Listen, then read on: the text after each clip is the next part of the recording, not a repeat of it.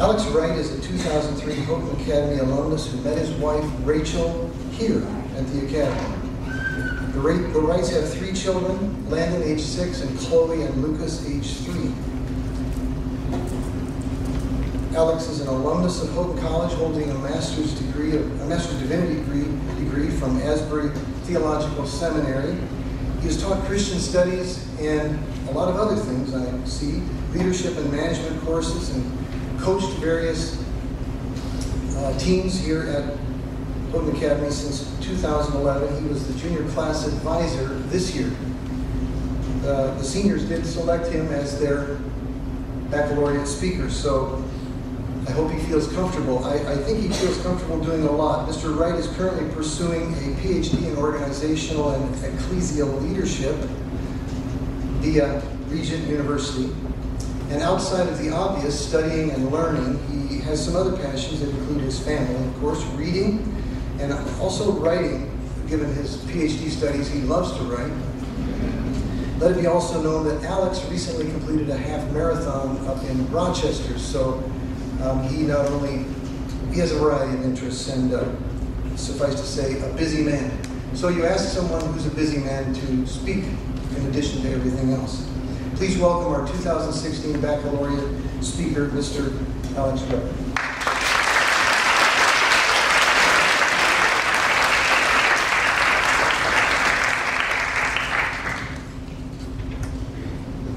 Thank you, Mr. Nelson. Good evening, everybody. Soon-to-be graduates. It's an honor and a privilege to have the opportunity to speak with you at this special occasion. And as Mr. Nelson mentioned, I'm even more honored by the fact that I was selected by these soon-to-be graduates to be the baccalaureate speaker tonight. I believe I got 51% of the votes. I guess I got enough delegates to be chosen, though.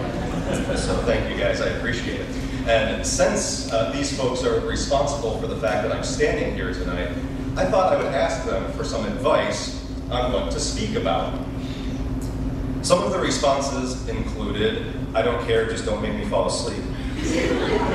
Several people said, talk about me, which if they knew the types of things I was prepared to share about them, they never would have asked for such a thing.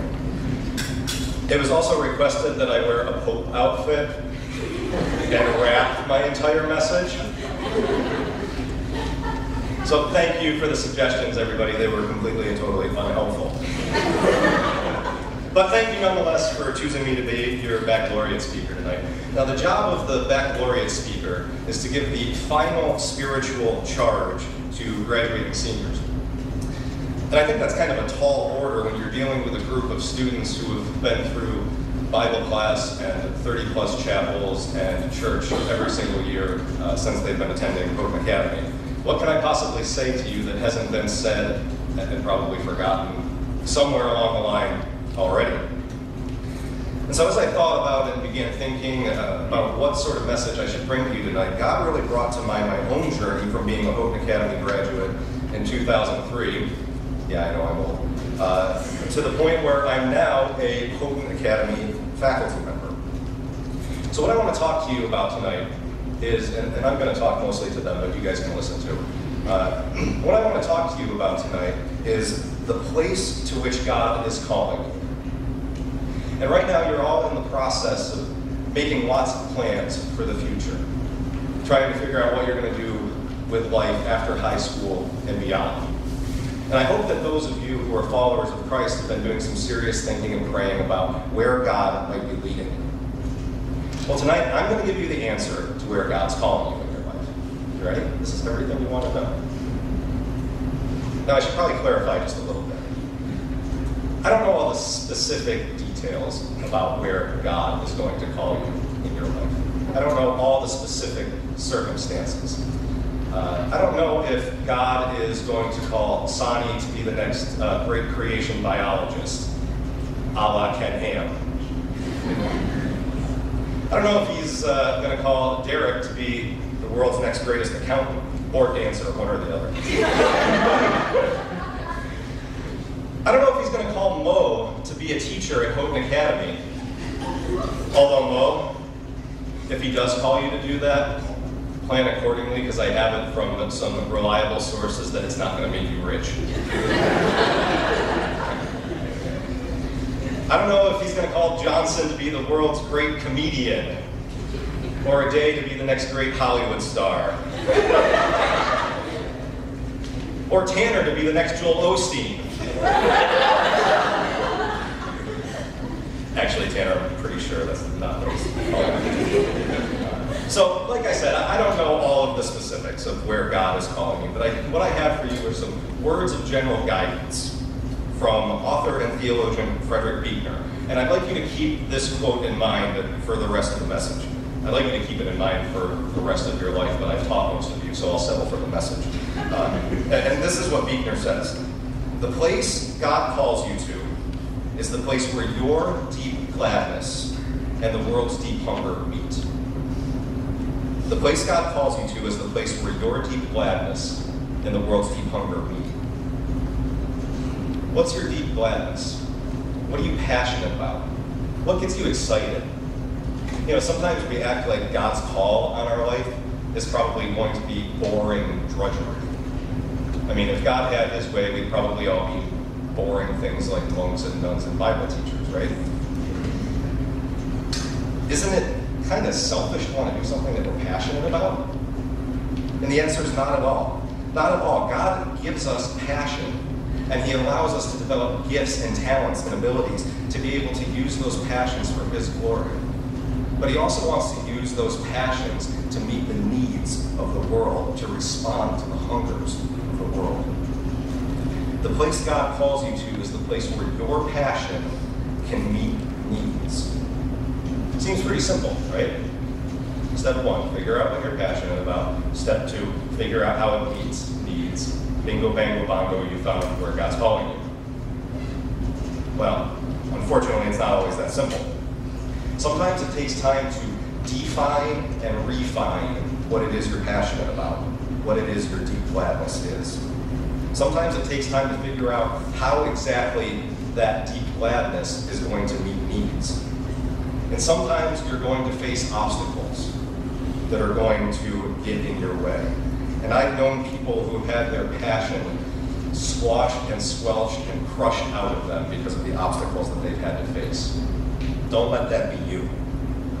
And so this idea of deep gladness and overcoming obstacles to meet needs made me think of the apostles, and particularly made me think of Peter and John. These guys were passionate about following Jesus, to say the least. John once threatened to call down fire from heaven on a town that wouldn't let Jesus enter. Peter sliced a guy's ear off when the soldiers came to arrest Jesus. I mean, these guys were committed. They were passionate. The problem was, at that point, they didn't have a true understanding of who Jesus was. They thought that Jesus was a warrior king who was going to deliver the Jews from their political subservience to Rome. And when Jesus was arrested and crucified, these same apostles hid away because they didn't know what to do next. What they thought had been their passion and their deep gladness had suddenly been taken from them, and they had to reassess. But then after the resurrection and the coming of the Holy Spirit on Pentecost, these same apostles not only had a new understanding of Jesus, but also a new understanding of themselves and their passion.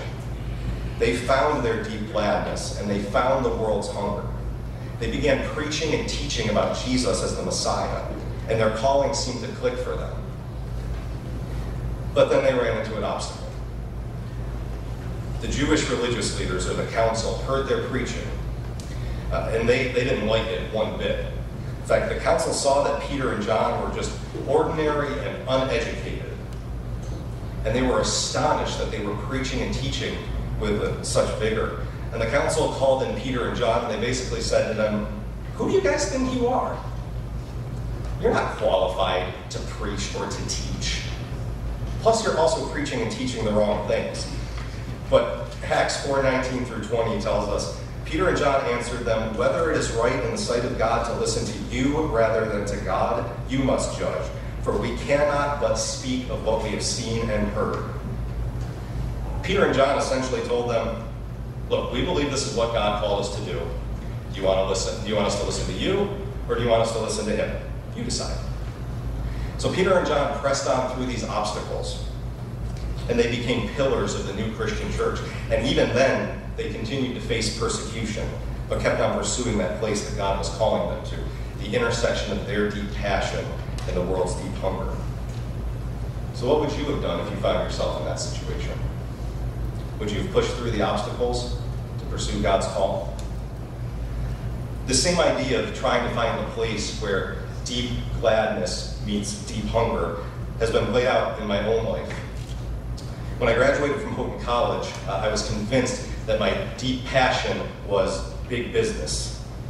I worked in human resources for a subsidiary of Sallie Mae for a year and was completely and totally miserable the entire time. Most of you have heard this story before. Thankfully, and yes, I mean thankfully, I got laid off when the company began struggling financially. Best thing that ever happened to me. But at that point, I did have to do some reevaluation. Had to figure out what it was that was my deep passion, that was my deep gladness. And so with nothing better to do with my time at that point, I actually called up Mr. Stockton, the then headmaster of Houghton Academy, and asked if he had anything that I could help out with around here. During the 2008-2009 school year, I spent the year here as an intern of sorts, doing jobs that nobody else wanted to do, like monitoring study halls and being a substitute teacher for the 6th graders. But by the end of the school year, I was convinced that I wanted to be a teacher at Houghton Academy. The problem was that I had no qualifications. I had a business degree and experience as an HR specialist, but I was convinced that was my passion, that was my deep gladness, that was where God was leading me. And so at the end of the year, I went to meet with the person who was then the principal to ask him what I should do to pursue this desire to teach. And his response is etched in my memory. Kind of sat back in his chair, thought for a minute, and he said, "You know, Alex, I don't really see you becoming a teacher. You've got too much of a youth pastor mentality to be a successful teacher." I don't really remember the rest of the conversation, but I remember being pretty devastated. I must not have had the same guts that Peter and John had, because I know I didn't stand up and say, "Decide if you want me to listen to you or to God." I didn't say that. And I tell you this story not to badmouth this person, because he's a wonderful individual for whom I have immense respect. I tell you this story because that moment and that experience left me with a decision to make. What was I going to do when someone who knew what it took to be a teacher told me that I didn't have what it took? And I went home and was pretty upset, not angry at him, but upset that the thing that I had identified as my passion was something that I wasn't going to be able to do. The thing that I thought I was being called to do was something I wasn't going to be able to do. So I spent the next 3 years working on a master's, a divinity degree, working as a youth pastor, since apparently that's the mentality I have. And I loved being a youth pastor, but I could never shake the feeling that I was being called to teach. And then in August of 2012, I got a call from the head of school and asked me if I'd be interested in teaching public speaking at Houghton Academy. And each year since then, I've had the opportunity to teach more classes here, and I'm really glad that I did, because I've gotten to see the growth and maturity of so many students who have come through here, including many of you sitting on stage tonight. So the question is, what are you going to do when you discover your deep gladness, when you discover that thing that you're passionate about, and someone tells you, you can't do it, you're not qualified, that's a silly dream, stop trying? How are you going to respond? The place God calls you to is the place where your deep gladness and the world's deep hunger meet. I told you earlier that I don't know the specifics of where God's calling you. But I'll tell you one thing, and I mean this from the bottom of my heart and soul. God is calling each and every one of you. God is calling each and every one of you, and He's going to develop a passion within you. And He's going to help you develop the gifts and talents and abilities to be able to use that passion to meet the needs and hungers of a broken and hurting world, if you will embrace that calling. The path's not always going to be clear, and the road's not always going to be smooth. But if you're seeking the place where your God-given passions meet the needs of the world, then you've found God's call for your life. And I look forward to the coming days and weeks and months and years, to hearing from you guys, and to hearing about the development of your passion, and to hearing about the obstacles that you've overcome, and to hearing about the hunger that you're meeting, and to hearing about the needs that you're fulfilling. Because I kid you not, I believe this from the bottom of my heart and soul, that we have world changers and history makers sitting on this stage tonight. Tomorrow you're going to be graduates. And ready or not, we're going to turn you loose on this world to go out and find your deep passion. You're going to be missed at Houghton Academy. But we're proud of all that you have accomplished. And we're proud of all that you will continue to accomplish, because we know you will accomplish great things. The place God calls you to is the place where your deep gladness and the world's deep hunger meet. I want to leave you with this last thought. Don't let the fact that you might be unsure about your deep gladness and passion dissuade you. God will work it out. Don't let obstacles squelch and squash and crush that passion out of you. Go out and live your life real good. Go find your deep gladness, and I promise you that in the process, sometimes you're going to get beat up real bad. But each of you only has so much time on this earth, and when your time's up, it won't matter if you've gotten beat up a little bit. But it will matter if you've never found that place where your deep gladness and the world's deep hunger meet. When your time's up, it won't matter if you've got a few scars from the obstacles that you've had to overcome. But it will matter if you never truly lived. Go out and find that place to which God is calling you.